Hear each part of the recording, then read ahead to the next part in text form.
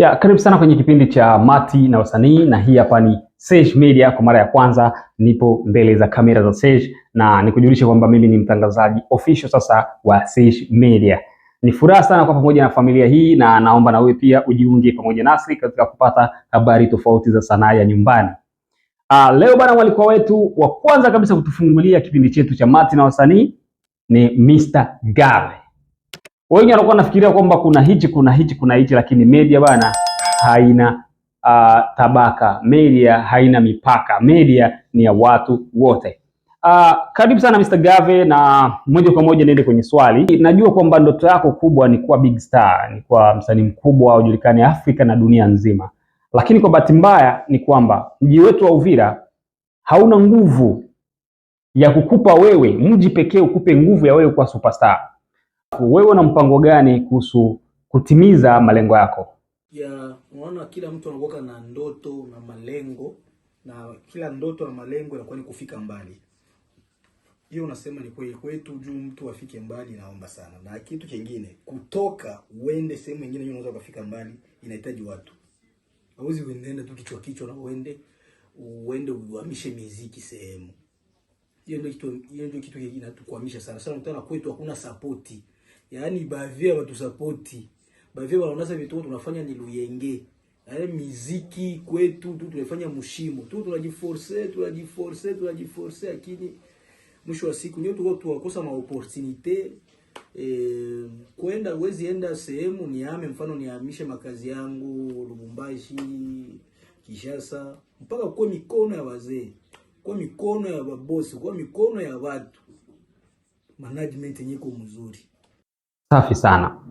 Na kwa sasa kuna hali ambayo inaendelea kwenye muziki wetu ambao mimi naweza kusema kutokana na afya wa muziki wetu.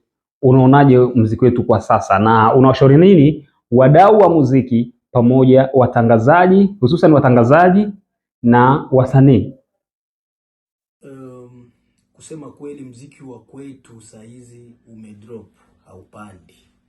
Huko muziki wa 2017 na sai 2024-2025 kuko upungufu fulani, na hiyo inatokana na kwanza sie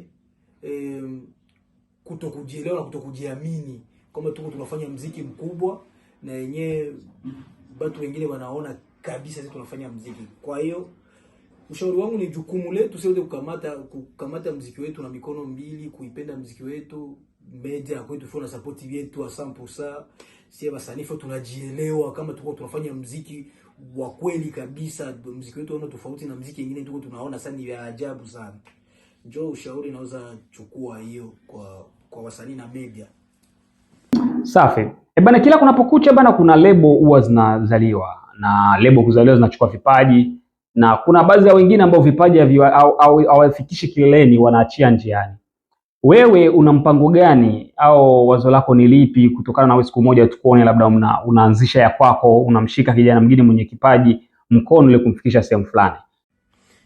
Nakuwa na hiyo wazo ya kusaidia vijana wa kwetu, maana kwetu tuko na talanta mingi, lakini kwa sasa hii siwezi kurupuka kukamata mtu vile kukamata msanii na nafikie malengo yake, hapana.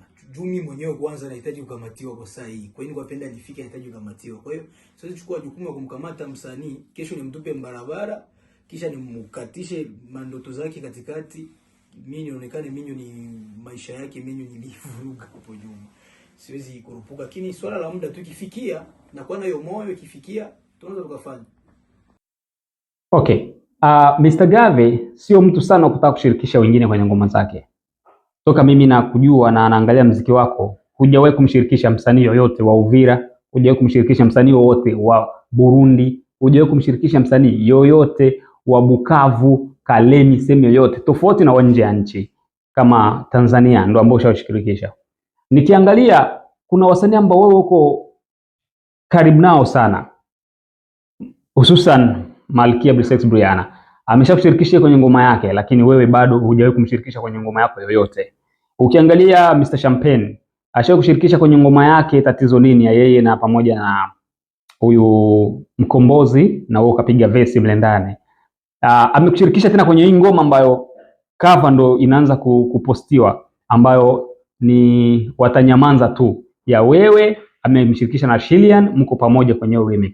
Kwa nini wewe hujafikiria kumuita na wewe kwenye ngoma yako aimbe, au kumuita Briana aimbe? Vipi, kuna kitu ambacho hawana inabidi wawe nacho ili waite, au kuna mpango gani? Kiukweli katika maisha yangu ya kimziki haswa na maisha kawaida, Malikia ni rafiki yangu sana, tuseme urafiki sana, na Grand Frère Mr Champagne ni grand frère na ni rafiki, yani ni watu wangu wa karibu sana, ambao hata siri zangu za ndani na kwani watu ambao naweza nikawaambia. Kwa hiyo hii swala ya kusema sijawahi kufanya kazi na Grand Frère Mr Champagne, naifikiriaka, lakini sifikiriaki kukurupuka kuifanya. Naifikiriaka kukurupuka kufanya kitu kinaweza kikabomoa, yaani watu wanabomoa kabisa, juu ashawahi kunishirikisha umwe makolabo kama ine, ananitia album yake, kunitafutia njia, kunisaidia kadiri ya uwezo wake. Hiyo ni support kubwa nishapata kwake, na watu washaniona. Kwa hiyo ni jukumu yangu sasa na mimi kutafuta njia ya kufanya kitu kenye kitanikamilisha. Sasa nasema hata huyu mlikuwa kamata huko anakia na confirm. Kwa hiyo ndio kitu nafikiriaka. Na hiyo swala kusema kufanya kazi na Malikia, nayo ni swala ya kufikiria kufanya kitu kenye mimi napenda, kama objective yangu napenda tufanye kitu kitasumbua fasi yote. Kwa hiyo swala la muda itafikia. Safi, unaeleweka kutokana na hicho ambacho unakiongea. Tungetaka kujua kutokana na situation ya nchi yetu sasa hivi, hali sio nzuri. Ukiangalia kuna vita, uchumi unayumba. Wewe una mpango gani kwa upande wa muziki? Mwaka huu nilikuwa na mipango nyingi sana, nasema ni hizi tu vurugu, lakini Mungu akisaidia itaisha na mpango wetu utasimama pale pale. Tulikuwa na mipango ya kufanya vitu vikubwa, ya kupanua, tuangalie tutafanya collaboration, lakini bahati mbaya ni hii tu. Mpango ya badilika iko pale pale. Watu wataona vile tutafanya hii mwaka.